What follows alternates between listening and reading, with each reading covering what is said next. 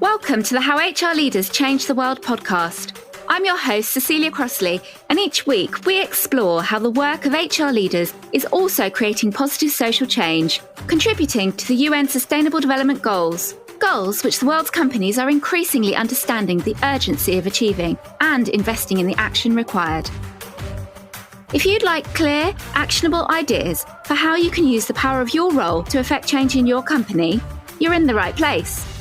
Following a corporate upbringing, I founded the social enterprise From Babies with Love.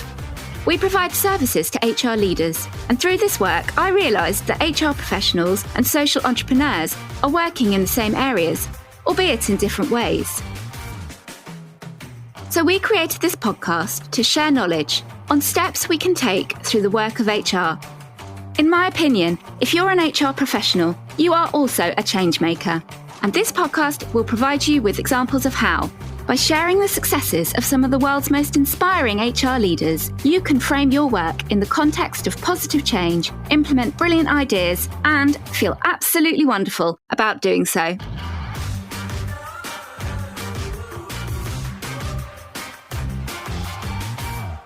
A huge welcome to David Henderson, Group CHRO at Zurich. David, it's wonderful to have you here on How HR Leaders Change the World.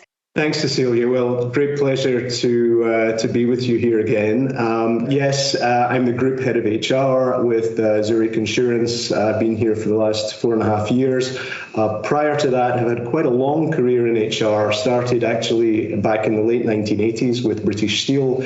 Moved from there into consumer products with PepsiCo, both in Europe and in the US, in a number of HR leadership roles and talent management roles. Moved into insurance with MetLife. That was back in 2012 in New York, and then relocated back to Europe, to Switzerland, into my current role at the early part of 2017. So great pleasure to be with you again here today, Cecilia.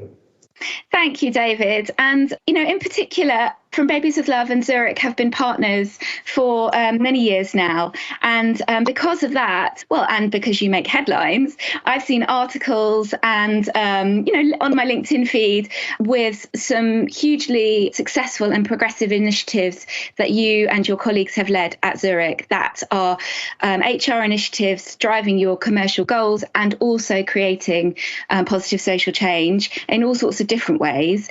And knowing just a little of that, I'm particularly excited to hear you talk about, how you change the world. So with that, may I lead us into our first question, which is, as an HR leader whose influence creates social change, what do you feel has been your most impactful action to date? Well, I think actually you covered quite a lot of that in your setup, Cecilia. I think my role, and I think leaders' roles more broadly, are about purpose. I think there's a widespread acceptance that companies no longer exist just for their shareholders. We exist certainly to serve our shareholders' best interests, but we recognize that by treating our customers well, that means doing the best we can for our people. And it means also touching on societal causes, as organizations like ours have a much wider reach than purely the financial limitations of our organization. So I think there is really no choice. I think companies really need to work at the intersection of both performance and purpose. Actually, both coexist, they mutually reinforce each other. But I think often in companies, performance tends to dominate and is the overworked muscle to the exclusion of purpose. And I think purpose-based companies, they not only do the right things for their stakeholders, for society at large, they also actually perform much better. And there's abundant research to show that. So getting to your question, I would say a big part of my role is about how do we make Zurich a performance culture, but also a purpose culture, and the two need to coexist. And part of that is asking myself and other leaders the question, how do we keep building an organization that performs flawlessly and evolves rapidly? So one that's delivering superior results, but changing itself to be relevant tomorrow, and to touch on many of those societal themes that you introduced. And that brings me, I think, to the concept of organisational health, which is a concept I brought into Zurich, and I would say probably it has been the most impactful thing in my time here.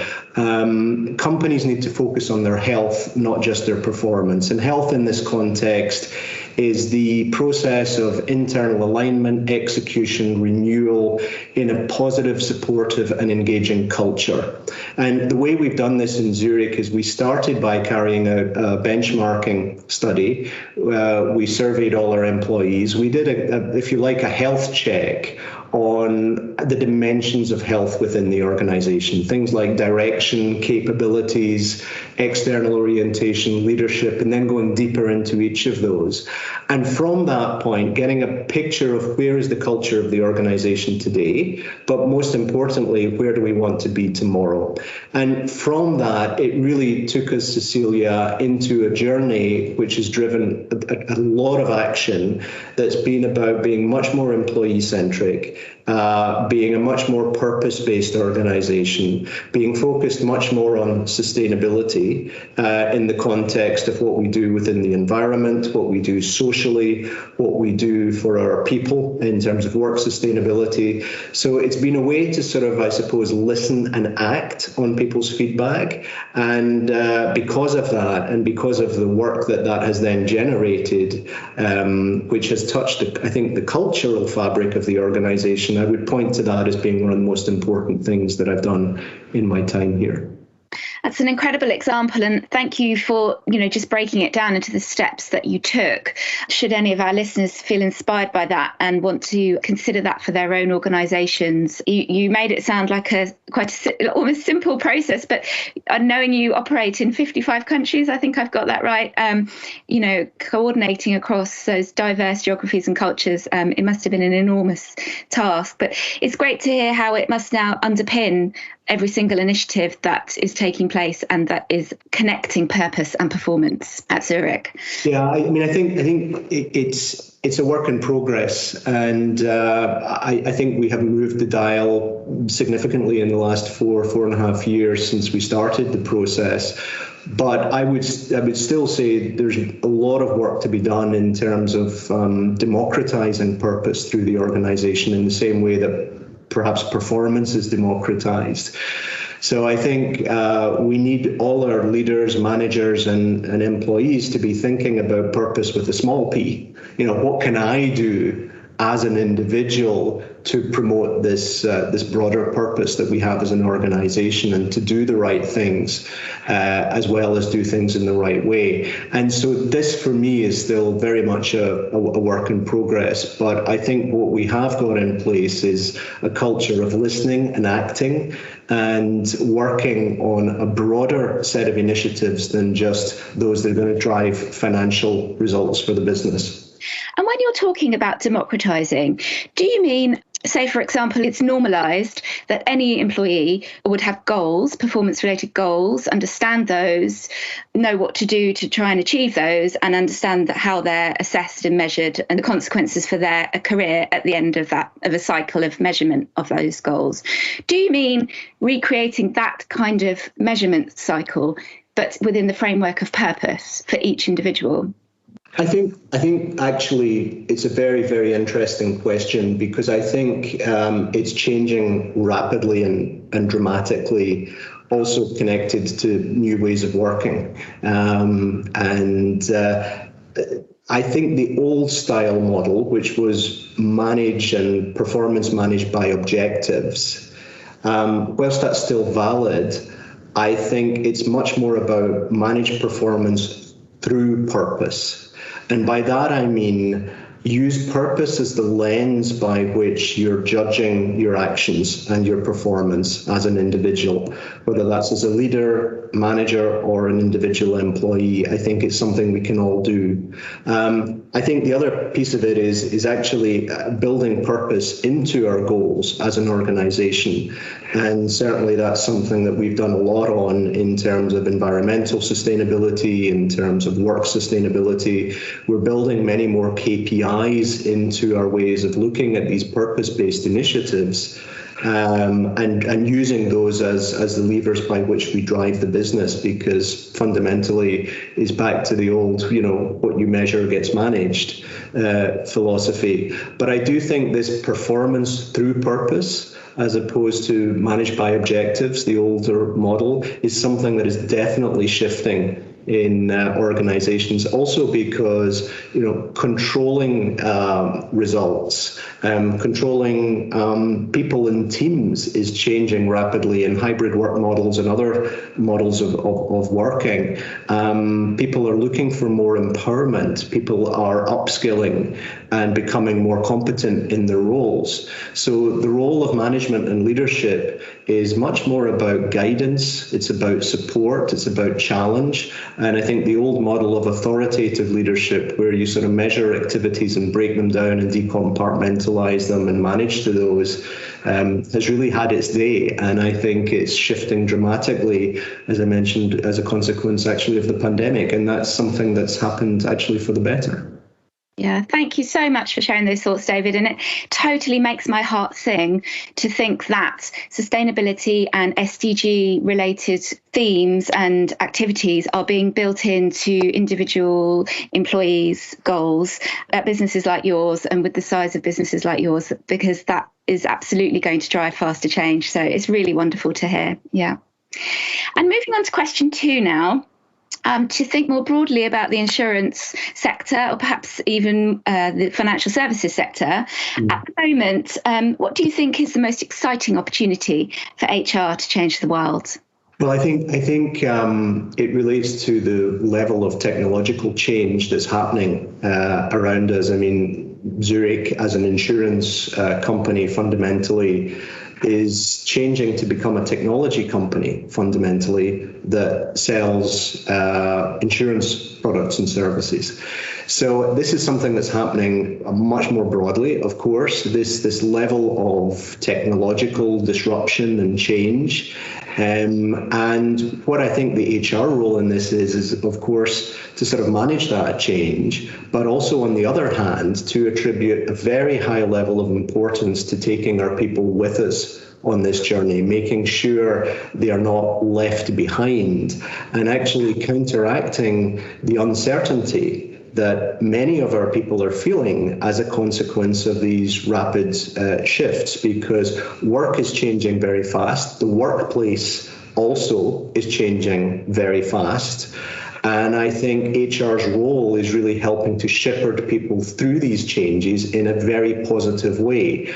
To the extent possible, providing job security in a rapidly changing world of work. And that means investing in the development of our people and the skills they'll need for the future. It means offering them career opportunities in line with the strategic capabilities we need as a business, not just today, but tomorrow. And so that really is a very important part of the journey that we have in terms of work sustainability. Work sustainability for us is a concept that our CEO, in fact, himself personally kicked off before the pandemic back in October 2019. And this was in response to the accelerating technological change and the increased uncertainty that our people were feeling about the future of work. And it kind of comes down to four key principles. It's a bias for developing our people internally against new job opportunities rather than hiring skills externally. So it's more of a build strategy than a buy strategy. That means also prioritizing in-house skills over outsourcing capabilities or offshoring solutions. So we're rejecting unsustainable behavior, frankly, that includes seeking cheaper employment solutions merely for financial gain, to prioritize that investment on our own people. And lastly, it means offering career choices that match our talent and their desire and ambition to our needs today, but also tomorrow. So opening up talent marketplaces, opening up new ways of building new skills and capabilities. And I think this effort, which is really a root and branch effort across Zurich, is so critical also for employee well-being. I mean, if you're worried about whether you will have a job or whether you'll have the right skills in the future, it's just, you can't possibly do your best work. So that's really been the spirit behind work sustainability. And I would say I'm very proud of how we brought that to life. We faced a lot of challenges in this area, obviously, during the pandemic in the last 15 months.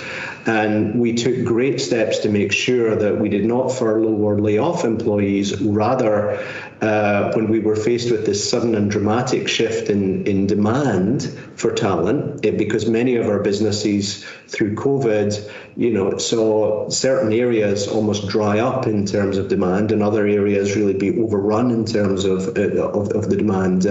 In Spain, for example, we redeployed and reskilled a number of employees to move from claims and contact center roles into other parts of the business. In Italy, we saw a decrease in workload in claims and underwriting and retail distribution, and work and operations picked up. So we were able to rapidly redeploy employees at scale. And I think this was a good acid test of our work sustainability commitment and our commitment to our people. So I think the other thing of it, which we'll probably come on to talk about, is apprenticeships and youth employment and the pressure that young people are under entering into the workplace. And again, Zurich is very active in the field of apprenticeships and internships and other forms of vocational training. And that's something we've kept running and really doubled down on during the pandemic as well. So I think a lot of these things have been an acid test. It's been putting our money where our mouth is in terms of how we support work sustainability.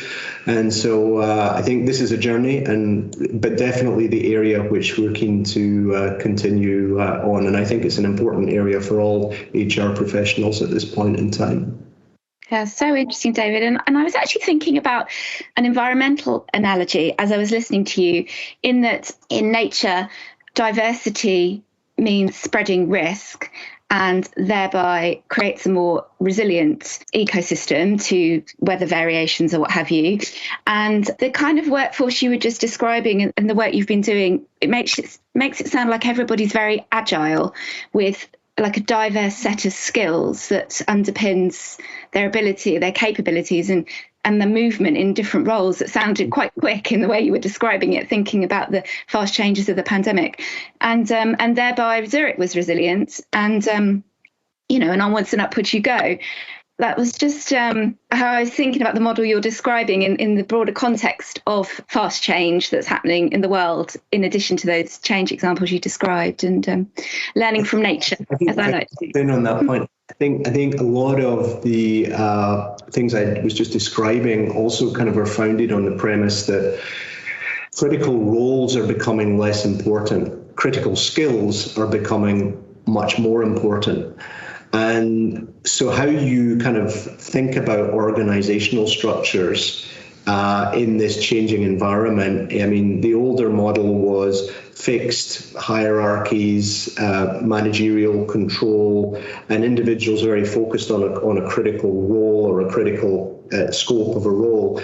Now building those skills and being able to move those skills fungibly across the organization and to have more transferability of skills to sort of move after where the supply and demand is shifting. This becomes more the currency of organizations. And if you combine that with agile working or forms of agile working, so people working more in a project mindset, then I think that also kind of helps shape the direction of travel.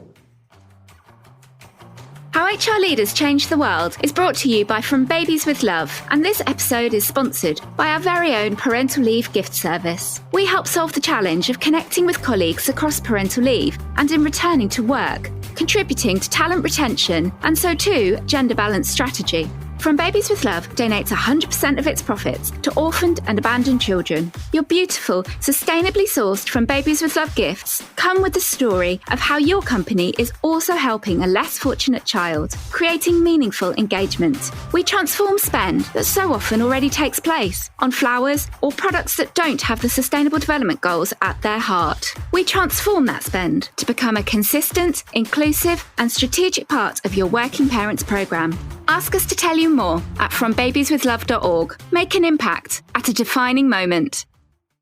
What a huge shift. We've just kind of skimmed the surface in 5 minutes on what that change is, but it's enormous, isn't it? And compared to, say, just 20 years ago when I began my career, it's a completely different approach. Thank you so much for going into all those details there. And question 3, David, is to ask something a little more personal now, to ask if there's an area of social or environmental injustice that you feel passionate about, and that your role as an HR leader is giving you the chance to create some change for that injustice. Well, it's about education and youth employment. I'm extremely passionate about making sure Zurich as an employer gives equal access to education opportunities, and I think this is such an important area as a precursor to equal access to opportunities in the workplace. I mean, I really fundamentally believe everyone, irrespective of their background, of their income, of their personal circumstances that people, in many cases, are born into, is something that we try to neutralize, and we give everyone the opportunity to take the first step on the ladder of their career, no matter their background. You mentioned, making it personal. When I was young, I was given the chance to step into university education and to improve myself. Now, I was given that chance. I did not have the financial means to do it myself. Because of a personal family tragedy, I was unable to depend on my parents to do that. And I was helped financially through a variety of sources, a bursary situation, the kindness and generosity of other family members. But I was very lucky. And I never forget that, looking back on that and how pivotal that moment in my life was. Because were it not for that, were it not for the generosity and kindness of other people, we certainly wouldn't be sitting here talking today. I'm not quite sure where I would be. And I think, unfortunately, that's too often the case for so many young people who are very, very capable, but are denied the opportunities either to enter education or further education, or to improve themselves in ways that others more fortunate have the opportunity to do. And I think income inequality and often the social situations that young people find themselves in this respect, that can be a huge challenge. I'm also really concerned about the pandemic in this respect. I mean, we saw some of this in the financial crisis a decade or so ago, where large tranches, I mean, if you think of the situation in parts of Southern Europe and Spain, for example, the lost generation, a lot of young people were unable to find the opportunities to step into the marketplace. And so I think it's so critical that employers work with education, we work with governments, internships, apprenticeships, vocational training, all other forms of youth employment and experience are so critical for us. And I also think it's actually one way in which we can also build a much more diverse and inclusive environment is by looking at those forms of how we can bring people into the organisation and bring them through the organisation. And we're not, in my opinion, we, society at large, are not doing enough in areas like digital inequality, income inequality, and how that then applies to young people. So this is all, I think, an area where I can make a difference, and it's an area I feel extremely passionate about.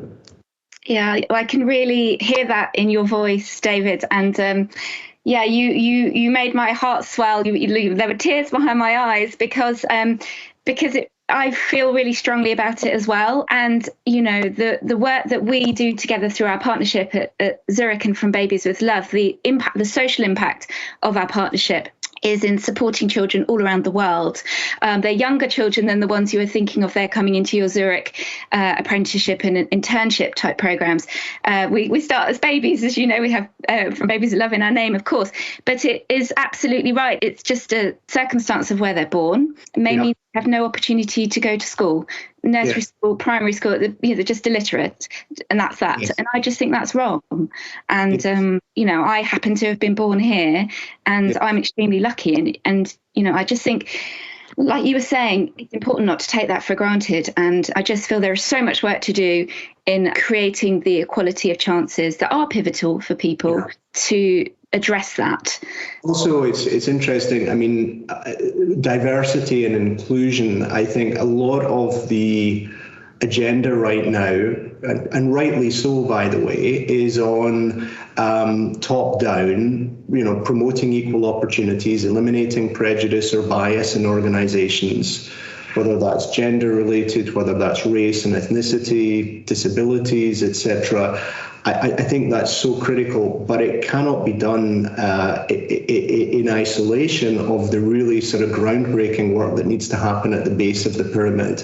And by that I mean sort of giving diverse talent the right first steps on the ladder for experience. And I think that means we have to do a lot of very hard lifting and a lot of work that kind of steps into education as well, and it requires partnerships between employers, between governments, between organisations, like your own as well, Cecilia, to really sort of make this a collaborative effort. But I think there's a lot more work that needs to be done and that can be done through these types of partnership. Yeah. And David, knowing that you speak at some incredible kind of global platforms like Davos, for example, could I just ask if you feel positive and a momentum amongst your peers when you're at those types of conferences, that people feel the same way you do? Yeah, I do feel optimistic on this. I think back to purpose and sustainability, I think it's on the agenda of every organization. I think also this concept that we live in a multi-stakeholder world and our obligations to society are part of that. I think that's well known and recognized. Actually, you mentioned Davos. One of the things that the World Economic Forum, they usually work with Edelman on the trust barometer. And I think it was a couple of years ago that was the first time that companies actually came out more strongly than governments in terms of the trust of the public at large, or looking at companies and organizations to play this role in society. And I think that has, really been the shift in momentum, also away from just thinking about shareholder returns to actually thinking much more broadly about what we do for society, how we manage customers, how we manage our employees. And that, I think, has been a real shift. So I think whilst there's a lot more work to be done, there are collaborations. Youth employment is a great example of that, where there are a number of partnerships now which I participate in and my company participates in, and I think there's a good groundswell, but of course there's still much more that we all need to do together. That's really encouraging to hear, and especially that sense you're getting that leaders everywhere are thinking about a broad understanding of who and what they exist to serve beyond a traditional shareholder, who I always picture the dad from Mary Poppins when I think of traditional shareholder. And I am quite playful with it, because I always say, well, the shareholders from Babies with Love are the children we exist to support. So then I say, well, imagine what our AGMs are like. Just a room full of babies. Yes, thank you for sharing that, David. That was really, really, as I say, encouraging and optimistic. I'm optimistic too. And you touched on diversity and inclusion before in some of your thoughts. And may I now ask us just to hone in on that area of people leadership, and ask if you have any examples you'd like to share about how you have best used your position to bring about a more equitable and inclusive environment in ways that are delivering Zurich's business goals. Yeah, I mean, I think diversity and inclusion, we have made great progress as an organisation, and I'd say fundamentally we stepped away from, when I came in a few years ago, it was very sort of top-down targets, almost like a crowbar approach to diversity. And we were missing those targets, and we weren't getting where we needed to, because people were rather slavishly trying to hit goals without really sort of embracing the underpinning why we're doing this, what it means to be a diverse organisation, what it means to work within an inclusive environment. And so we stepped back from that, and actually we did two things. One, we on the talent management side, we said, let's build a meritocracy that's built on the best and the most diverse talent. And it doesn't have to be an either or. We actually want both. And it's helped us by doing that and by putting this into the infrastructure of how we assess talent, how we select talent, how we move talent through the pipeline of talent that we have through the organisation, and making sure we've got a fair share. We've been able to really make good progress on gender, on race, on ethnicity. We have a much more inclusive environment, I think, for Pride, for our LGBTQ community. We still have more work to do on disability. I think that's fair, but I think we've created an environment now which feels very different because people want to be part of that. They understand the benefits of diversity, and they're working on the input measures that will drive the right outputs.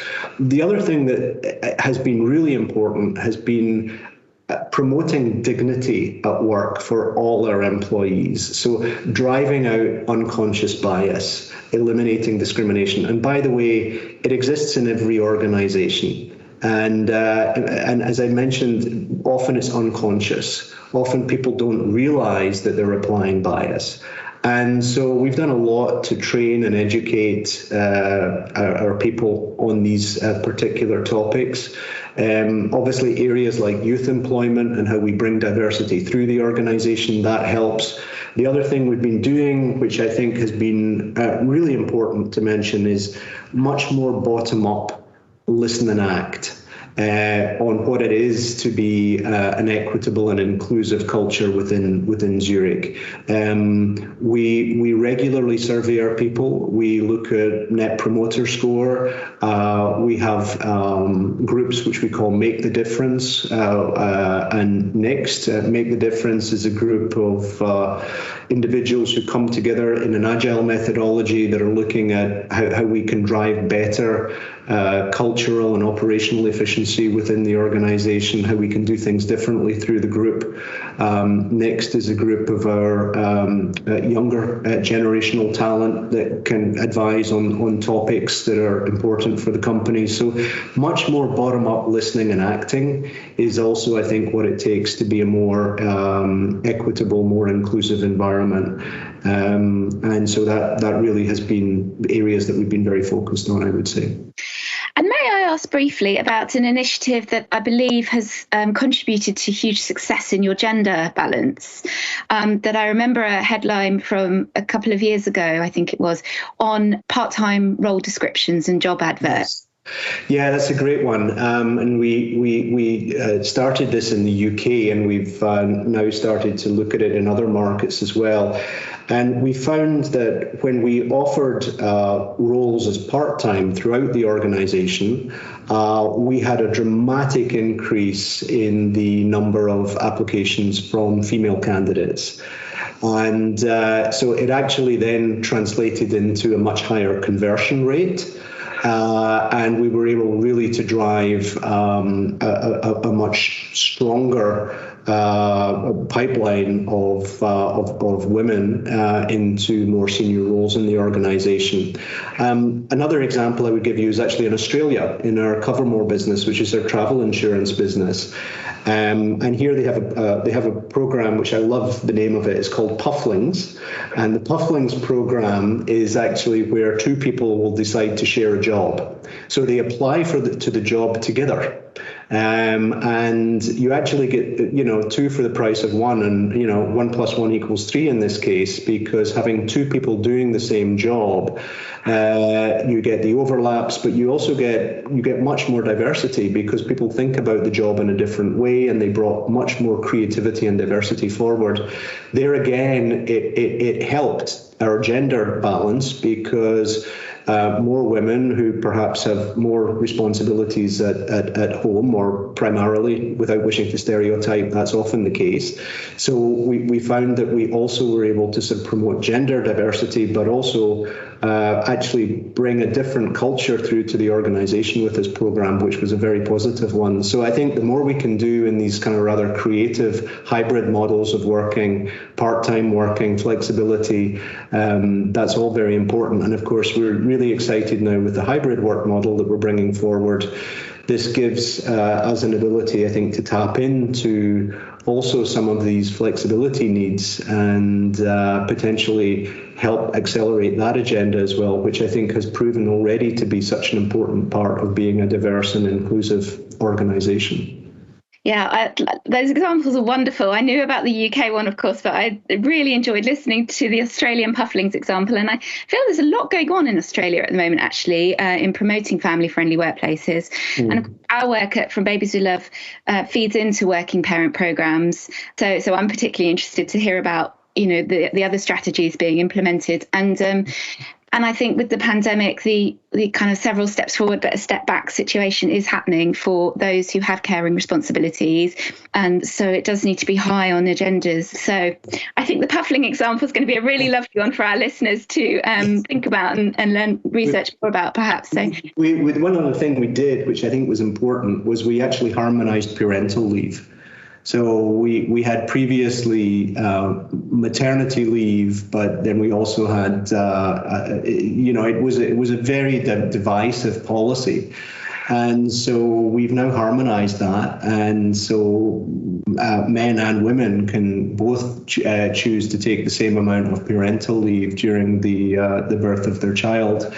And that has really helped us as well, because it's also helped to level the playing field a little bit for both men and women in career terms, so that it's not always falling to the woman to then take the time out of the business away from their career to focus on those first few months with the newborn. And so I think culturally as well, this has been a very important point. In Zurich, I think we're one of the first, certainly in our industry sector, to make that step. But I think it's also helped a lot to promote more equity and inclusion in this respect. Yeah, and the social change that will result in the years and decades to come, it's going to be unrecognisable for the next generation, to think about how grandparents used to do it. How crazy was that? And I'm looking forward to that. I am, as a woman, working parent myself. So David, to finish is our shortest and therefore probably hardest question, because we do ask you to be specific, so that everyone that's listening today who feels inspired by you and would like to take something that you recommend and put it on their own to-do list, a really actionable task or initiative that they could do, what is that one thing that you would like to see all HR leaders and all HR professionals do to make a positive change for the world? Well, it's difficult. It's a difficult question. So I've thought a lot about this. I go back to childhood again. I spent a lot of time growing up with my grandparents, and my dear old Scottish grandmother instilled in me at a very early age, treat all others as you would hope to be treated yourself. And I've held on to that. Whenever I did something bad, I usually got slapped around the ear or something like that. Those were the times, right? But she would always there would always be this comment at the end of it: treat others as you would hope to be treated yourself. And it stuck with me. And I think, we've all heard that phrase, but when you're managing an organization running into the tens of thousands or even the hundreds of thousands, how do you make sure that that's really the lived experience of every single person? And by the way, that work experience to the tens or hundreds of thousands, that carries over to their families, to their children. So you start to multiply that number many times over. So without wishing to appear too grandiose on this, I think I want to work for a company that applies that principle consistently. And it touches, therefore, on HR topics. And, I'm getting into the buzzwords now, like psychological safety or well-being. But it's really a fundamental fairness. It's about, looking at the drivers of employee experience And I think much of what we've been trying to do in Zurich, and as I keep saying, it's a journey. It's a journey with a destination we probably never will reach, but we keep aspiring towards it, is to create an environment where our employees feel they are, firstly, collectively at one with our company's purpose, that they have a level of psychological investment in our company because they are treated well, they are treated fairly. We have a heightened level of care and engagement. And therefore, in this essence, I think it's about, I call it employee experience. A lot of companies talk about customer experience, but they talk less about employee experience. So I define that as, all of my colleagues, it's our perceptions about our journey through the different touch points that make, in this case, Zurich, the employer that we are, how they interact and engage with work on an everyday basis has a meaningful impact on how they engage with their families, with their children, with others in society. And so I think it's one thing we can all do as HR professionals is aspire to really have a superior employee experience for our employees. Recognizing that is challenging to do in large organizations. People are not one homogeneous unit. We're all different. We all have different drivers. But we need to keep investing behind solutions that cater for these differences, but make everyone feel part of a common employee value proposition, an experience that's a positive one and rewarding one and fulfilling one. And if we can just do that well, we can improve immeasurably the lives of so many people. So I think it sounds like a simple thing to do. There's many facets to it, but fundamentally, I think that's the most important thing we can do as HR leaders in terms of making a positive change more broadly in society as well. Yeah, what a wonderful call to action, David. And you mentioned that it sounds like a simple thing to do. I think it sounds like a really complex thing to do, but I'm not an HR professional myself, so perhaps that's what it is. But it's so, you use the words aspiration and challenging, but I think the call to action is incredibly inspiring. And yeah, so thank you so much for leaving us on that really positive note. And thank you again for joining us on How HR Leaders Change the World. It's absolutely wonderful to have you here and to hear your thoughts, and I really appreciate your time. Thanks very much, Cecilia. As always, it's been a real pleasure. Thanks. I hope you enjoyed this episode of How HR Leaders Change the World. Thank you for tuning in. If you have a moment to leave a review, a 5-star one please, that would be a huge help to achieving our goal to reach more of your peers, so we can all contribute to further and faster positive change. For your copy of the show notes, head to frombabieswithlove.org, where you can also join the How HR Leaders Change the World mailing list, and make sure you don't miss out on future episodes and bonus materials. And for harnessing the power of your role to create positive social change, I'm sending you a jumping up in the air virtual high five. See you next time on How HR Leaders Change the World.